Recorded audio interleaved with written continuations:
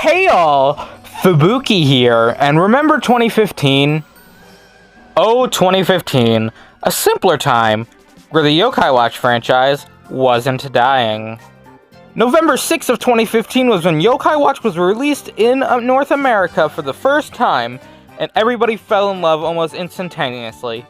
Well, except for the Poké fans who yelled rip-off whatever chance they got.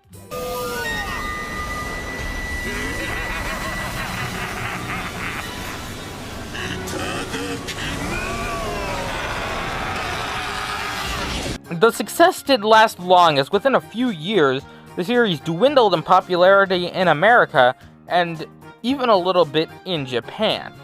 While the second game was a runaway success, even beating that generation's Pokemon sales, at least in Japan anyway, the third game took a while to come over here and thus didn't do as well, and then the fourth game didn't even come here. The fourth game in Japan, though, was even a flop, and though they have made plans to localize it, as of this recording, it has not been localized, and Level 5 of America is shut down, so it's not looking too good for a localization. Anyway, this thing, like I said, was a flop in Japan and didn't really sell well, even though it is a pretty good game, but it still didn't meet up to the expectations of 3 in every sense of the word. Though, there is still hope, as only 5 weeks after the release of Yokai Watch 4, Level 5 had announced a remaster of Yokai Watch 1 on the 3DS to be coming out on the Nintendo Switch exclusively on October 10th, 2019, 3 months later. Welp! This is a weird decision on Level 5's part, but maybe it would help save the series by exposing it to more people, because, you know, people would want to play the first 3 games before they play 4. And 4 is a little alienating to newcomers, so it makes sense. But why would they release it so early? They barely gave Yokai Watch 4 a chance to breathe. Like, what are you doing, Level 5? Like, they pulled all the hype away from Yokai Watch 4 because so many more people are excited for Yokai Watch 1. Maybe they didn't want to pull any hype away from Gakuen, which was getting its movie that December, its anime later the next year, and then a game later on. So they kind of wanted to hope that it did well if they were going to do this much to support it, so they didn't want to pull any hype away from it. But still, it's weird. Why would they do this? It doesn't make any sense. So how did this game turn out, and how does it compare to the original? Yes.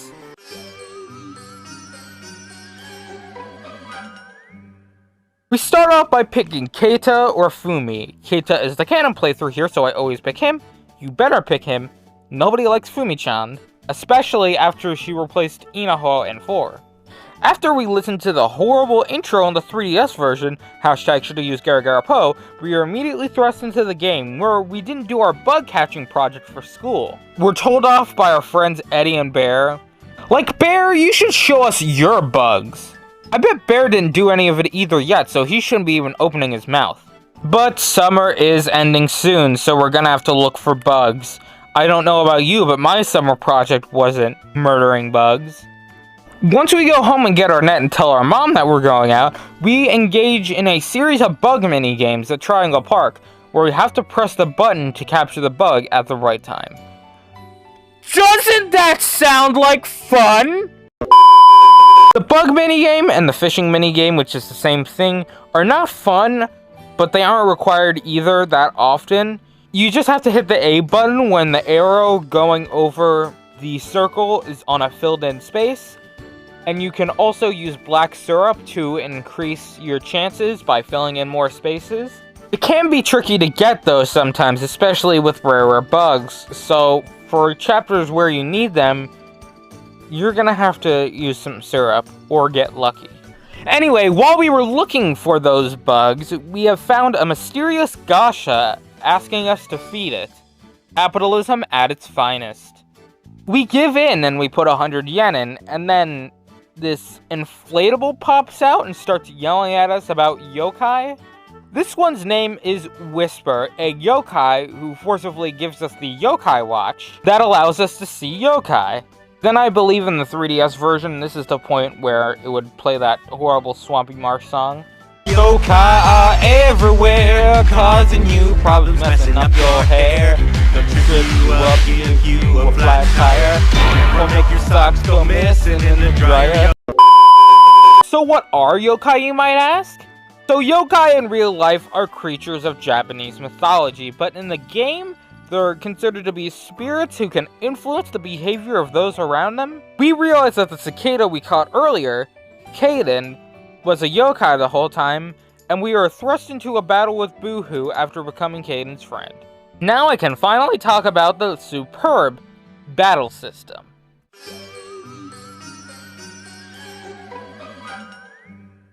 The battle system may not be Xenoblade, but it is very amazing and unique to anything that we've seen before.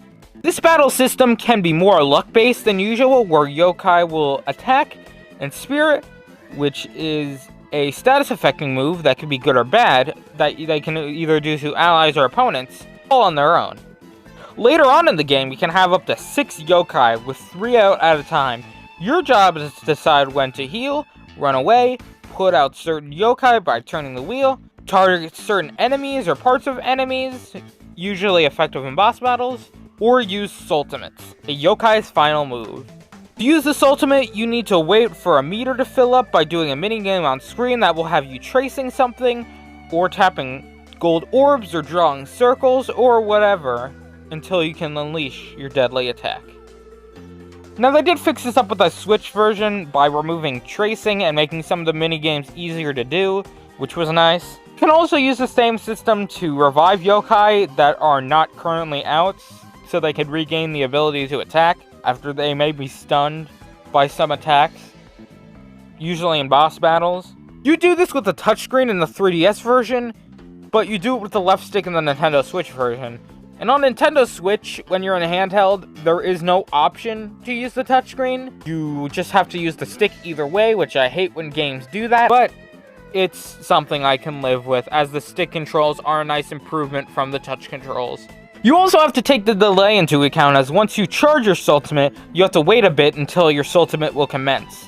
Also, Sultimates aren't always devastating blows. Sometimes they can be similar to in spirits that will inflict status effects on the person in question. Sometimes it will level up your yokai, sometimes it will in spirit or affect the enemy in some way. Sometimes it will just damage your enemies, sometimes it'll only damage one enemy, or damage enemies and then take health from them. You can also cancel a Sultimate if you haven't fully charged it yet, though there is an exploit to cancel Sultimates. If your team is strong enough, however, you can just hit the fast forward button and just let the yokai do their work without any interference. You can't really do this during boss battles, though, as you need to be intent and paying attention at all times to make sure you get everything. This system can be annoying sometimes when yokai decide to in-spirit instead of dealing the obvious final blow, but it can be a very fun time. It never gets too tiresome, and using the targeting on bosses was very fun. Before I forget, during battle you can also give yokai on the opposing team their favorite food, and this is the main way of befriending yokai. If you get lucky, the yokai will want to befriend you, and giving it its favorite food increases those odds.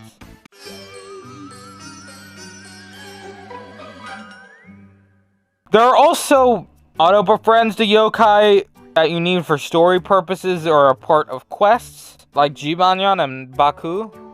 The other way of befriending yokai is the Crankakai machine, from which Whisper popped out of.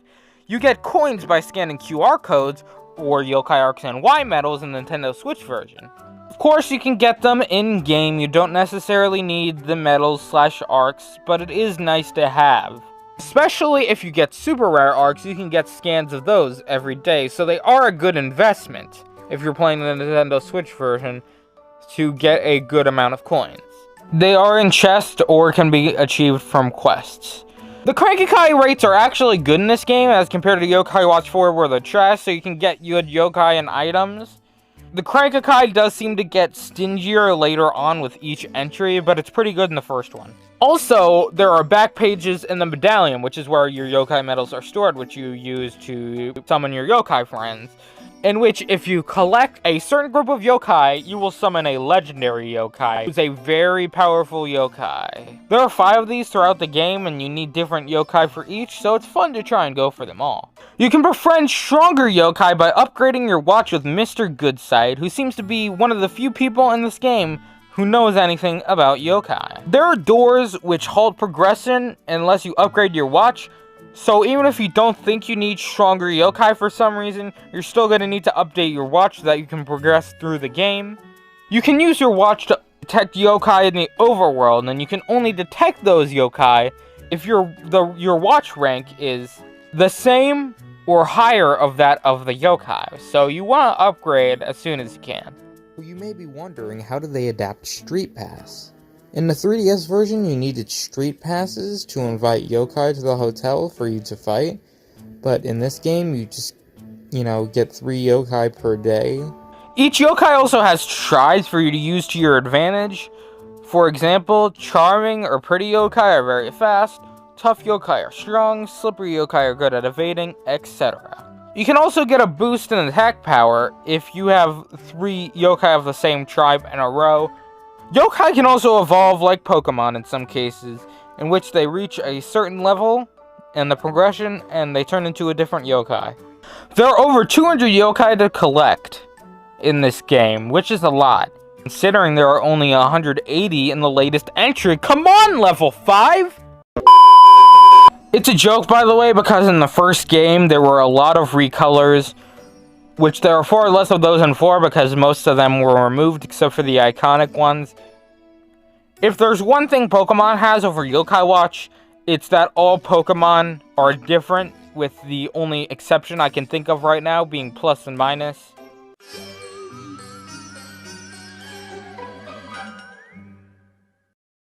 The story doesn't really have an overall arc until later, but the game can contain some dark themes such as betrayal and organ harvesting.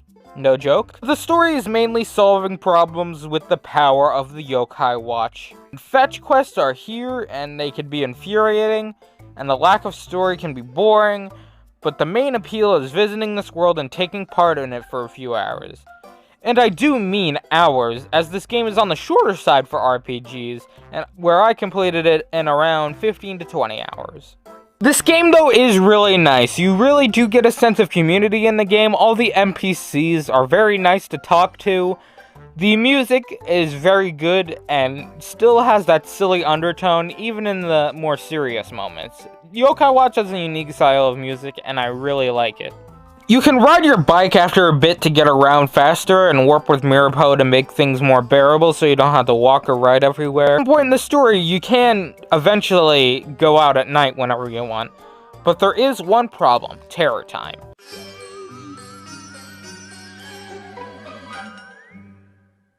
When terror strikes, you have to avoid the yokai in the overworld so they don't report you to Gilgaros, so he can wipe out your team. That is, unless you find the exit. This part can be very annoying because I'm usually doing something important when terror time happens, but it is a nice little diversion sometimes that I like to take part in. If I'm going to do something important though, I'll usually go home and sleep through terror time so that it doesn't happen and interrupt me.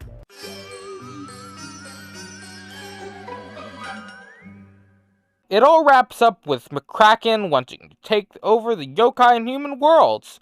So they seal the entry points between the worlds, which makes Nate forget everything about yokai. This is a bit cliche, but it is a decent story.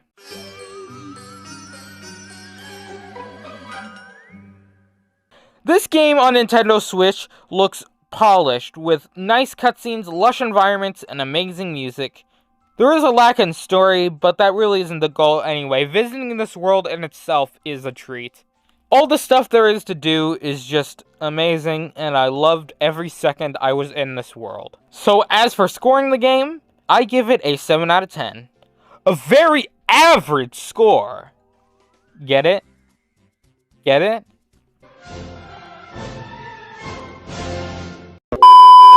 Anyway, I'll leave for that terrible joke, but before I go, I'd like to thank you for watching through this video. This isn't something I normally do, but I figured it would be sacrilegious if I didn't do it at one point. So now I'm going off to process this video so I can start editing.